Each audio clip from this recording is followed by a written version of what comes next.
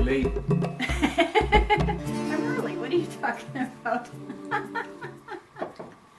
It's Q&A day.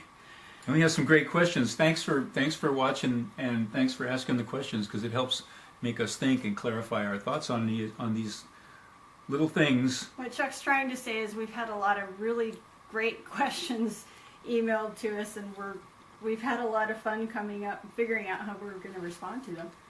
Yeah. Anyway, we're having a lot of fun, so keep sending the questions. We're really enjoying it. A couple people asked about our daily routine. Peggy asked, what is your routine like on a typical day while passage making for both Laura and you? What's your morning like, Chuck? You know, I just, you know, someone hands me a cup of coffee out through the hatch, and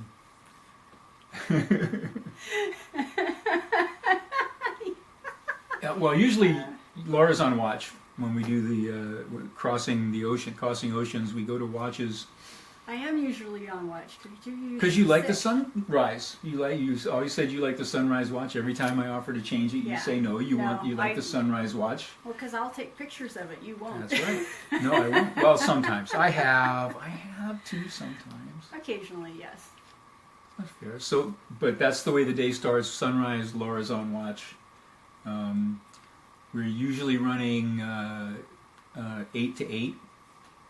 2,000 hours in the evening to 800 hours in the morning, and we break it up into 3 hours, right? Yeah, well, we experimented a lot with that before we got to that point, because we were doing 4 and 4, but we adjust it from time to time. Yeah, it depends on what we feel. At night, 4 hours is a mighty long watch, all by yourself out in the dark. It's long, and if it's cold, it's miserable. So we got down, we figured 3 hours worked best for us because you didn't get that cold or that tired when you're on watch at night. That extra hour is brutal. Yeah, but we've heard of all kinds of things. Whatever watch keeping scheme works, that's all. Yeah. You know, and you're free to do whatever you choose on that score. And we've been down to 2 and 2. We've done to 2 and 2. Long periods of time. And you just don't get enough sleep that way. That's really hard. Well, we backed up. We started in the morning, and then we backed up into the night. Are we going backwards around the clock? Okay, we're going the other way then? Yeah. Okay, so you are usually on watch, and then you wake me up, and I make coffee, right? You make coffee. That's what happened? I the way I remember a cup of coffee every morning. Well, you're on watch when the sun comes up, which means I'm sleeping when the sun comes up. Yeah. Okay, and you wake me up. And I wake you up. And I usually make the first pot of coffee, that's just usually the way we roll. Yeah, I'll make breakfast. Takes anywhere from 20 minutes to half an hour, and then I'll tidy up the cabin, make the beds, get the dishes done, get everything put away in the cabin. Daylight hours. We're usually both up, and it's flex time. You know, informally the watches keep going.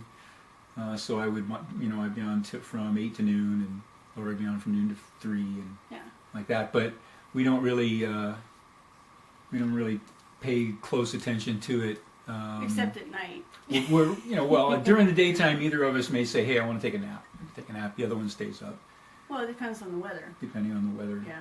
We're real flexible during the daytime, but at night, if you're 3 minutes over your time getting out on the watch, look out, buddy. Yeah, I know. No, you don't want to be late coming on, relieving the watch. And that's one thing we learned while on Endeavor. We both respect each other a lot. We don't do that. We don't. You can tell what's important. Sleep. It's going on about the sleep and the night watches. We just go through the morning chores. I usually spend my time on deck. Taking a survey of the rigging, I'll look at everything that I can see and touch everything I can reach, and throw the flying fish overboard and the jellyfish tentacles and whatever else has got caught in the rigging overnight. I mean, you do that. I do that. We both do it whenever, because it's happening. It's not just happening during the night; it's happening all during the day. So all during the day, we're sailing. We're not as intensely sailing as we might be on an afternoon or day sail, or certainly not as a race. But there's still things you have to do on the boat while the boat's moving, and the boat is always Always moving. moving. Yeah. So there's always something that needs to be done. We may, take breaks from time to time. We really enjoy our meals and the preparation of them. Yeah. Laura does most of that, but not all of it. I say I probably do 2%. Yeah, put that about right. Yeah. I do about 2% of the meal preparation, at least at sea.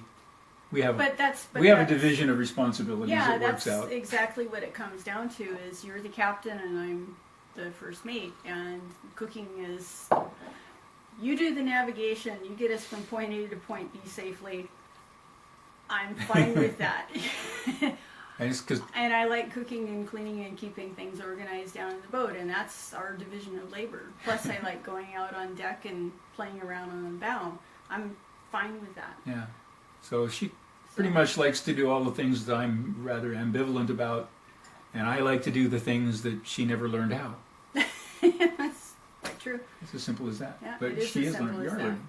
You're right. Slowly. Slowly. Sail changes. I was just kind of Sail changes as needed. Sometimes you have to do a sail change 2 or 3 times in a half an hour.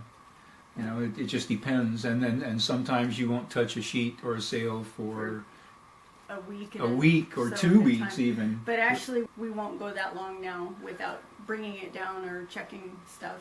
No, we'll check everything every day. Start the halyards, make sure they don't chafe through. Well, I was thinking of the Maine. We left it up that first trip for the whole time. Yeah, and almost lost the halyard. Yeah, because so of it. we So make a point of dropping it every few days. live and learn. Yeah. So, there's all constant maintenance on the boat. We'll never ever do that Never again. ever do that again. I mean, that was early in the book. We put that in the book. We'll never ever do that again. But there are times, when you're becalmed or when the wind has been constant for a day or two. And we showed it in our videos. You can relax. We play ukulele, or I might bust out my horn. And sit and read and just hang out. A lot of the reading. water's dead flat when we're doing that, Lot and of we're reading. not going anywhere. Yeah. A lot of reading. Mostly when we're off watch, we're sleeping. Well, what are the 3 rules? At every opportunity, take the chance to eat. Eat, sleep, or use the head. Use the head. We learned that on Endeavor, and we learned a lot of That's a stuff good on our lesson. honeymoon. Good That lesson. was, basic seamanship 100, not even 101, just basic seamanship. And another thing we learned is that you don't need a lot of hydraulic or mechanical advantage type devices on a boat. well, And certainly not a lot we of... don't on our boat. Let's put it that way. We don't on our boat. We're small enough. We don't need those things. Anyway, hope that answers. Woo. Off on a tangent. But hope that answers some of your questions. And if you have any more, be sure and Yeah. email us. Yeah, Scott, there's always something to do. And if there's nothing to do, Sleep sleep or eat. or eat or Or go use pee. the head. And, yeah.